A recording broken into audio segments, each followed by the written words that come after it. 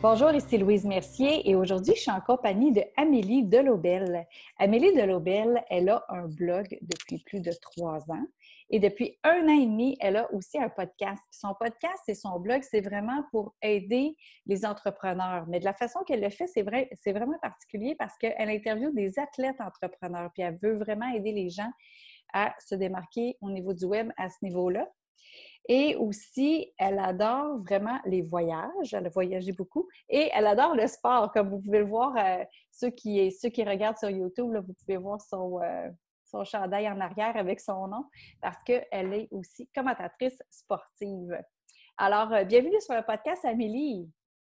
Et merci beaucoup, Louise. Je suis vraiment très, très heureuse d'être ici aujourd'hui.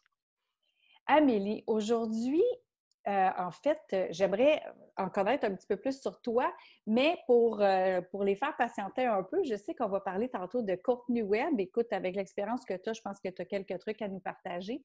Donc, de contenu web et aussi de calendrier pour justement nos réseaux sociaux. Fait qu'Amélie, qu'est-ce qui t'a amené à écrire un blog justement avec les athlètes entrepreneurs?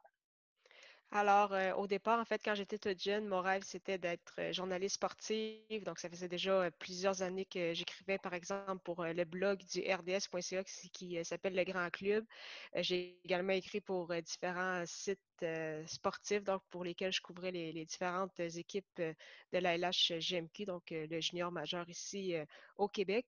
Et de fil en aiguille, j'ai réalisé que oui, j'aimais écrire, beaucoup écrire, mais pas juste par rapport aux journalistes sportifs, vraiment écrire pour le web. Et j'aimais, c'est ça, cet aspect-là. Donc, oui, l'écriture, mais pas juste pour le sport, en général. Donc, c'est ce qui m'a amené aussi vers les médias sociaux. Pourquoi justement je voulais écrire un blog personnel. Donc, au départ, j'ai lancé mon blog pour raconter, c'est ça, mon parcours dans le domaine du journalisme sportif. Par la suite, c'était un peu moins du côté journalisme, c'était plus peut-être relations publiques parce que là, je travaille vraiment pour les équipes en tant que telles et non pas pour un média indépendant. Mais à travers tout ça, à travers mes expériences, j'ai également eu l'occasion de travailler pour des entrepreneurs. C'est ça, les aider avec la création de contenu, donc rédaction d'articles de blog, sinon m'occuper de leurs médias sociaux. Donc, j'ai gardé en fait un peu ces deux passions-là pour par la suite mon blog, continuer d'écrire sur le sport, mais également écrire sur le podcasting, la rédaction de blog, les médias sociaux aussi. Puis, c'est ce qui m'a aussi motivé à lancé mon podcast Athlète Entrepreneur en janvier 2019. Donc, j'avais suivi à ce moment-là la formation du podcasting avec Marco Bernard. Donc, j'ai suivi sa formation et j'ai décidé de combiner mes deux passions qui sont l'entrepreneuriat et le sport pour justement lancer Athlète Entrepreneur. Oui, ben bravo. Écoute, ça, c'est le point qu'on a en commun, là. Moi aussi, j'ai suivi la formation avec Marco Bernard, l'Académie du podcasting, parce que ça faisait un petit bout de temps comme toi que je voulais faire ça. Et écoute, j'ai écouté plusieurs de tes épisodes et je pense que les gens qui nous écoutent auraient vraiment intérêt à aller écouter tes épisodes parce qu'il y a vraiment un parallèle à faire entre les athlètes et les entrepreneurs. Qu'est-ce que tu dirais qui ressort le plus, justement, là, dans toutes tes entrevues que tu as faites avec ces athlètes-là au niveau de l'entrepreneuriat? En effet, c'est sûr qu'il y a plusieurs euh, effectivement caractéristiques des athlètes qui sont très utiles en entrepreneuriat. Donc, les athlètes sont bien évidemment habitués de travailler fort, d'avoir une certaine discipline, d'avoir une structure. Donc, je vois qu'ils apportent ça également dans leur entreprise et c'est également leur côté fonceur. Donc, ils savent que dans le sport, on doit travailler fort, mais si on veut réussir, c'est ça, il faut foncer, il faut se donner tous les outils nécessaires pour réussir, les ressources. Et en entrepreneuriat, c'est un peu la même chose. Donc, oui, c'est bien d'avoir des idées. Oui, c'est sûr qu'il faut y avoir un plan, une structure. Il faut aussi être bien entouré. Donc, bien évidemment, certains projets peut-être nécessitent plus de ressources que d'autres, plus de main-d'œuvre. Mais au final, c'est ça, c'est vraiment de foncer, donc ce côté-là fonceur, et d'apprendre justement à être bien entouré parce que si on ne réussit pas en équipe, dans des sports d'équipe, si la chimie n'est pas très, très bonne ou si les gens ne respectent pas nécessairement leur rôle, c'est difficile de connaître du succès. Puis c'est un peu le même principe en entrepreneuriat. Donc, chacun doit connaître son rôle, chacun doit s'appliquer, chacun donne son 100%. Puis c'est ce qui permet à des équipes d'avoir du succès. Ah oui, bien, effectivement. Oui, c'est un bon résumé. Alors, si on y va vraiment avec justement les contenus et le calendrier pour les réseaux sociaux, euh, qu'est-ce que tu dirais que toi, tu as trouvé le plus difficile à mettre en branle, puis que tu as trouvé comme solution, justement, pour que ça soit plus difficile, que ça soit plus facile? Ben, c'est ça. Donc, pour lancer, par exemple, mon podcast, ce qui m'a vraiment aidé, c'est ça, c'est de suivre la formation avec Marco. Donc, comme tu le mentionnais, c'est que oui, j'aimais beaucoup la radio. J'en avais fait à l'université. Justement, j'étais commentatrice et analyste sportive. Donc, le podcasting, je trouvais que c'était un très beau médium pour livrer du contenu intéressant par l'audio. Donc, je ne voulais pas nécessairement faire de la vidéo non plus, mais ça faisait différent de l'écrit. Donc, je trouvais vraiment que le podcasting, c'était un beau, c'est un beau médium à exploiter. Mais c'est ça, pour le lancer, comme toujours, des fois, on a des craintes, des fois, on se dit, ah, notre voix va sonner bizarre ou justement, on a peut-être une certaine peur au niveau de la structure. Donc, de suivre la formation et de fil en aiguille, une fois qu'on est à l'aise, une fois qu'on s'entoure bien, c'est justement, c'est de un, se lancer, parce qu'il n'y a pas beaucoup de personnes qui vont se dire, par exemple, dans le cadre d'un podcast, hey, j'adore ma voix, j'aime tellement ça, m'écouter parler. C'est quand même rare. Donc, vraiment, c'est d'enlever ces craintes-là, de juste se lancer, de dire je veux lancer ce projet-là, je vais me lancer, je vais commencer par exemple à un épisode par 2 semaines, une entrevue aux 2 semaines. Comme ça, je vais m'assurer d'avoir une structure, d'avoir des bases solides et après ça, par la suite, de monter peut-être un peu la cadence comme je l'ai fait, donc à une fois par la suite par un épisode par semaine. Donc, c'est vraiment de se lancer, de bâtir une structure, puis de se donner du temps. Et c'est la même chose avec un blog. Je pense que des fois, les gens ont peur, savent que le blog, c'est important pour le référencement, voient le podcasting, ils se disent ah, ça serait intéressant aussi, j'aurais des façons peut-être d'avoir des nouveaux clients, mais ils voient peut-être, c'est ça, déjà des gens qui ont un blog, déjà des gens qui ont lancé un podcast, puis après, ils se comparent en se disant ah, cette personne-là est vraiment bonne, hey, cette personne-là, déjà, sans article de blog, moi, penser écrire sans article de blog, j'arriverais pas, puis il va comme la forêt trop grosse en partant, alors que le but, Mm. c'est vraiment juste de se lancer dans le cadre d'un blog. C'est ça, le temps d'être à l'aise, le temps d'avoir une structure. Ça peut commencer par un article de blog par mois. Il ne faut pas tout de suite se dire ah, il faut que mon blog ait 50 articles d'ici la fin de l'année. Parce que là, sinon, on se donne des objectifs, c'est peut-être un peu trop poussé. On n'a pas encore de structure, on n'a pas encore les bases solides pour, là, par la suite, peut-être faire ce qu'on appelle dans le milieu du méga batching, donc de la production de contenu en lot. Donc, ça prend un certain temps avant d'acquérir ces compétences-là. Donc, je dirais vraiment juste, c'est ça, d'y aller une étape à la fois. Vous voulez lancer un projet, apprenez-en un peu, mais vraiment, le plus important, c'est de vous lancer. Puis, par la suite, vous allez vous améliorer de fur et à mesure, de fil en aiguille, et votre audience va vous suivre aussi avec vous. Donc, des fois, les gens ont peut-être peur aussi que personne les écoute ou que très peu de personnes les lisent. Moi, je dirais qu'il y a des gens pour tout type de contenu que vous souhaitez partager. Et c'est normal qu'au départ, vous n'ayez pas la plus grosse audience. Les gens vont savoir que vous venez de lancer un projet, vont être, vont être gentils avec vous. Les gens ne commenceront pas à écrire des commentaires méchants pour le plaisir. C'est ça, juste pour être méchant.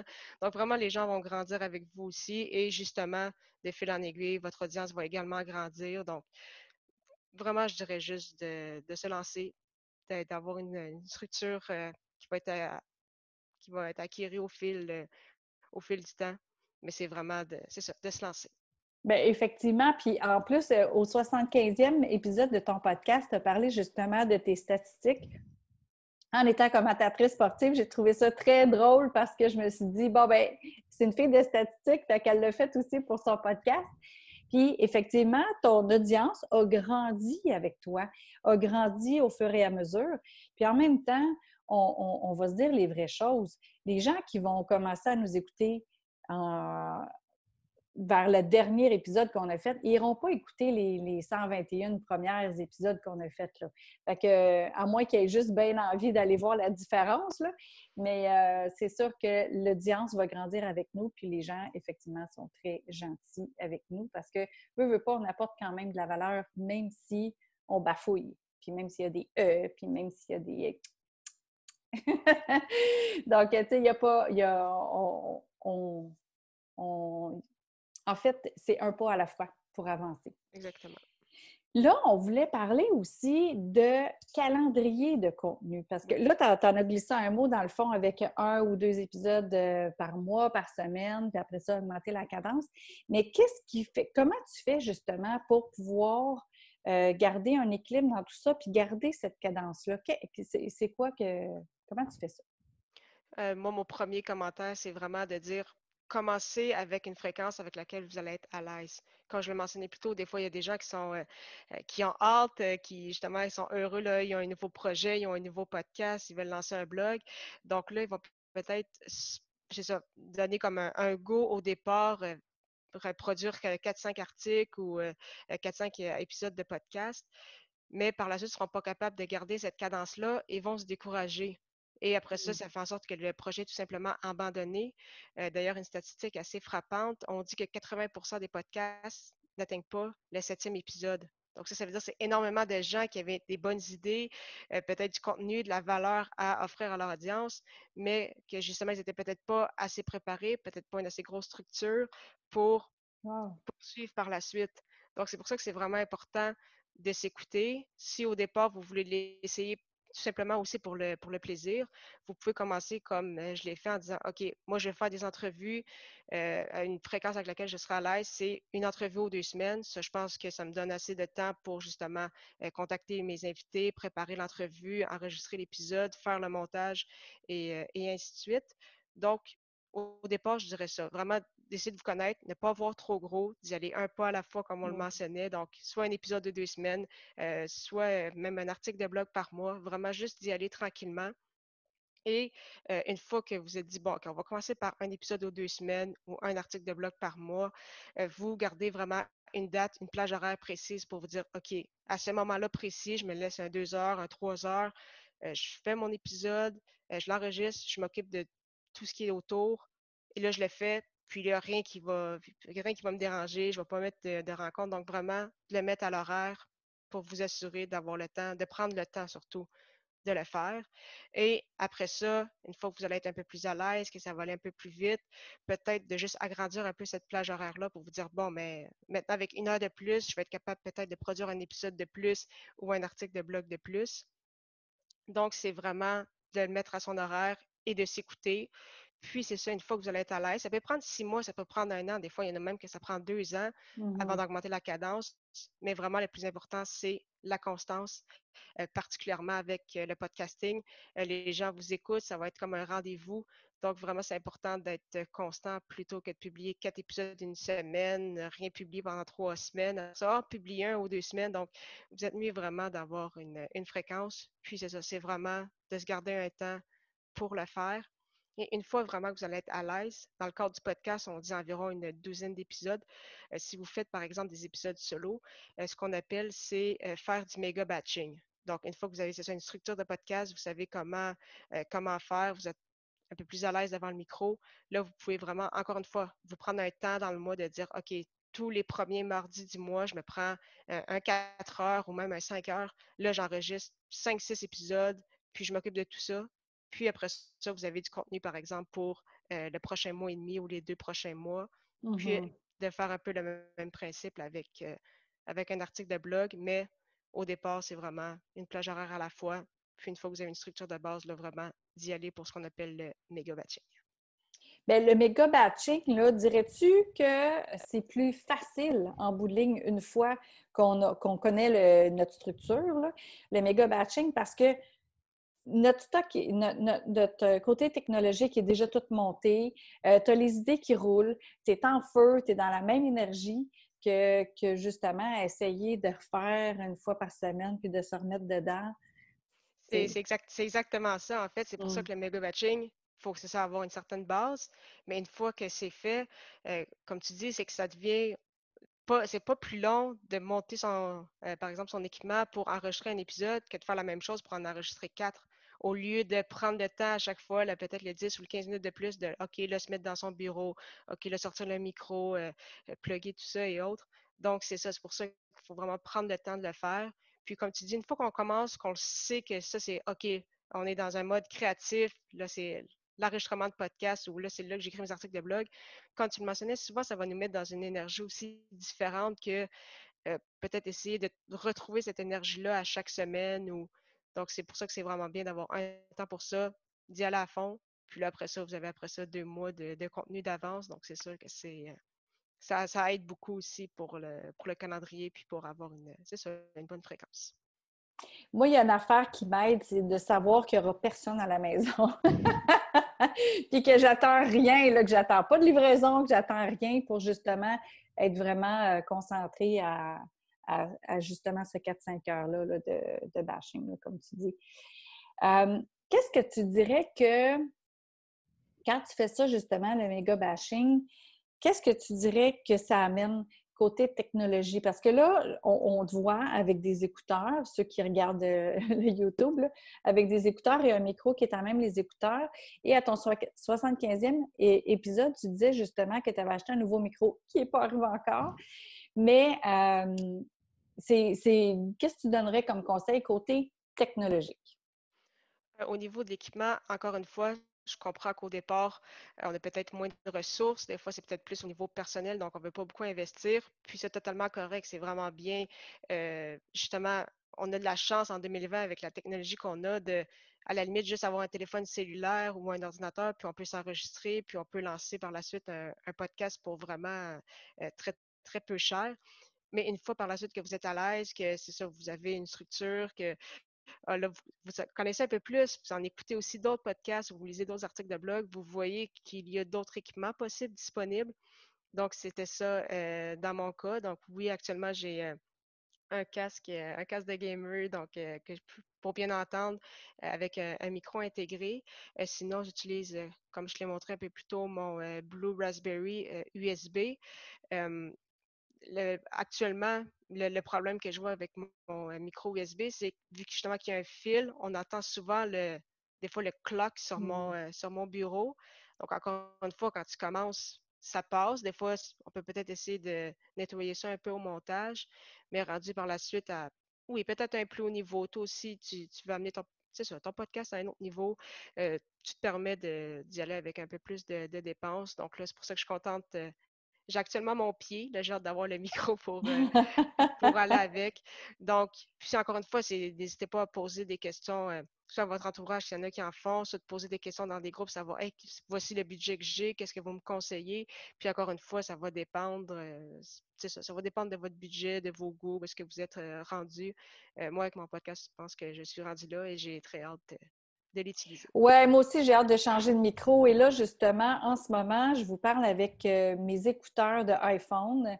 Et juste pour ceux qui écoutent, là, qui ne nous voient pas, on enregistre avec Zoom en ce moment. Fait que ça vous donne une idée aussi du départ qui est possible. Puis là, moi, j'enregistre avec ça parce que j'ai eu un bris technique, justement, avec mon Blue Yeti. Fait que j'ai pas le choix. Fait que plan B. Fait que je repars à base dans le fond. Fait que n'importe qui a des écouteurs de iPhone, ben peut-être pas nécessairement de iPhone, mais des écouteurs de cellulaire avec le petit micro intégré. C'est ce que j'utilise en ce moment. Donc ça, c'est le son de base que vous êtes capable d'avoir là, sans aller dépenser justement pour la technologie.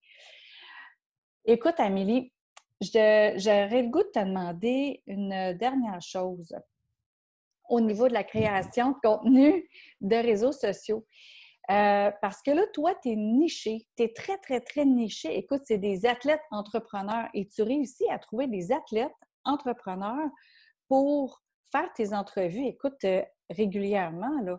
Donc, les gens qui disent, ben moi, j'ai rien, j'ai pas vraiment un sujet niché ou j'ai pas vraiment un sujet qui pourrait être intéressant. C'est quoi que tu réponds à ça? Moi, je dis que tous les sujets sont intéressants. S'il y a des gens qui ont des passions, même s'il y en a qui disent ah, c'est impossible qu'il y ait des gens qui ont la même passion que moi, c'est faux. Je pense que vraiment, pour tous les sujets, je veux dire, je connais pas ça, mais si vous voulez faire un podcast pour le jardinage, je suis certaine qu'il y a plein de personnes qui aimeraient ça avoir des conseils pour le jardinage. Ça serait pas mon cas, mais c'est sûr qu'il y a une audience cible pour ces personnes-là. Donc, je dirais vraiment de vous lancer, même si c'est ça, vous avez peur, ou vous vous dites, ah, il y a personne qui va m'écouter. Je vous assure, il y a des gens qui vont vous écouter. Au départ, c'est ça, vous allez avoir une petite audience et de fur et à mesure, l'audience va grossir. Mais c'est ça, c'est quand même important d'être niché. c'est ça au défaut aussi qu'on voit, c'est qu'il y a des gens qui vont dire: «Ah, mais justement, un podcast de jardinage, il n'y a pas assez de gens qui vont m'écouter» ou «Ah, moi, je veux qu'il y ait des centaines de personnes, des milliers de personnes qui m'écoutent en partant, donc je vais parler, je sais pas moi, du Canadien de Montréal». Bon, on sait que le Canadien, ça fait discuter tout au long de l'année.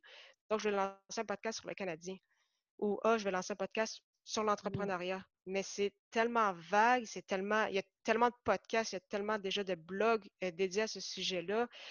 Qu'est-ce qui va te démarquer? Puis en voulant parler à tout le monde, on finit par parler à personne. Donc, c'est vraiment mieux d'avoir c'est ça, une audience niche, un sujet vraiment niché, comme dans mon cas avec les athlètes entrepreneurs. Donc, oui, c'est l'entrepreneuriat, mais là, je vise pas n'importe quel entrepreneur, je vise les entrepreneurs athlètes. Donc, c'est vraiment, c'est ça, très niché. Puis, c'est comme ça que ça doit fonctionner aussi. Puis, vraiment, je vous assure que peu importe sur quel sujet vous souhaitez discuter, c'est ça, de trouver vraiment un angle précis, puis d'y apporter votre saveur, puis que ce soit un blog ou un podcast, ça va fonctionner. Hmm. Wow, c'est bon parce que justement, souvent les gens ils ont peur parce que ben là, mon sujet il est peut-être pas intéressant. Fait que s'il est intéressant pour toi, il l'est probablement pour d'autres. C'est ça l'affaire.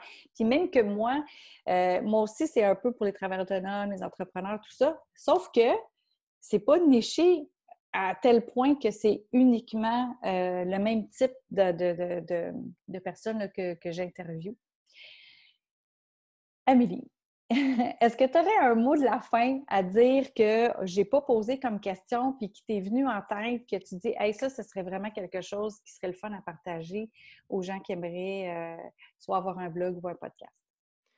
En fait, je pense que tu as quand même bien couvert avec les questions, mais moi, je le répète, là, mais c'est vraiment juste de vous lancer. C'est vraiment dommage d'avoir des gens qui ont peur ou justement qui retardent. Vraiment, c'est possible de lancer un blog gratuitement, c'est possible de lancer un podcast pour pratiquement rien. Vraiment, faites juste partager votre passion, partager votre savoir, puis ayez du fun. Ça aussi, c'est vraiment le plus important d'avoir du plaisir. Oui, c'est le fun quand les gens nous écoutent. Oui, c'est le fun quand les gens nous lisent. Mais c'est vraiment gratifiant aussi juste de le faire et de partager tout ça dans le plaisir. Donc, ayez du fun. Merci beaucoup, Amélie, de tous tes conseils et de tout ce que tu as partagé aujourd'hui. Puis je te souhaite encore beaucoup d'épisodes pour ton podcast. Donc, allez écouter les podcasts de Amélie avec Athlète Entrepreneur. Puis sur son site Internet, vous pouvez voir tous les épisodes aussi, ameliedelobel.com. Donc, merci beaucoup, Amélie. Merci encore une fois à toi.